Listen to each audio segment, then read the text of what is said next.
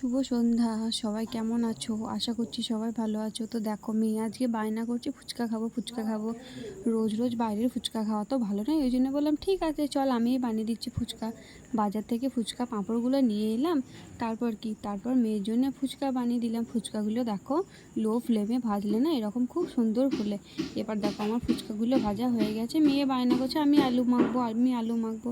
আমি বললাম ঠিক আছে তুই মাখ। তারপরে দেখো ছোলা আলু সিদ্ধ করে নিয়েছিলাম আগে থেকে।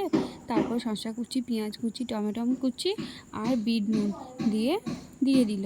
এবার ও তো ছোটো, ও তো মাখতে পারছিল না, ওই জন্য আমি বললাম ঠিক আছে তুই দে, আমি মেখে দিচ্ছি। তারপর ও সবগুলো আস্তে আস্তে করে দিয়ে দিল। আমি বললাম ঠিক আছে আমাকে দেও, তো দিতেই চাইছে না, বলছে আমি মাখবো। কি পারে ওইটুকু মেয়ে, ঠিক আছে তুই কর। ব্যাস, ও নিজে পাকামি করছে। এবার মিট মশলা দিয়ে দিল একটু, দিয়ে যখন আর পারছিল না তখন বলছে মা এবার তুমি মাখো, তুমি মাখো। আমি তারপর বললাম ঠিক আছে দে, আমি মাখছি, তোকে আর মাখতে হবে না। দেখো এবার গরম লেগেছে, এবার আর মাখতে পারবে না। এবার আমাকে বলছে তুমি মাখিয়ে দাও, তুমি মাখিয়ে দাও। আমি বললাম ঠিক আছে এবার আমি মাখিয়ে দিচ্ছি, তারপর তুই খাবি। ততক্ষণ তুই তেঁতুলগুলো একটু চটকে নে, তেঁতুলগুলো চটকালে না চটকালে তো টক লাগবেই না। তারপর দেখো আমি আলুগুলো মাখতে লাগলাম, আর ও দেখো ফুচকাগুলো নিয়ে পাকামি করছে। ছোট্ট না খুব দুষ্টু করে, কিন্তু তোমাদের বাড়িতেও কি ছোটরা এরকম দুষ্টু করে? দেখো আমি একদিকে আলু মাখছি আর ও তো খেতে লেগে গেল। তারপর দেখো তেঁতুলগুলো নিয়ে কেমন খাওয়ার এক্সপিরিয়েন্স, বাপরে! ওই দেখো হাতে গরম লেগেছে আর বাস চামচে করে তুলতে লেগেছে।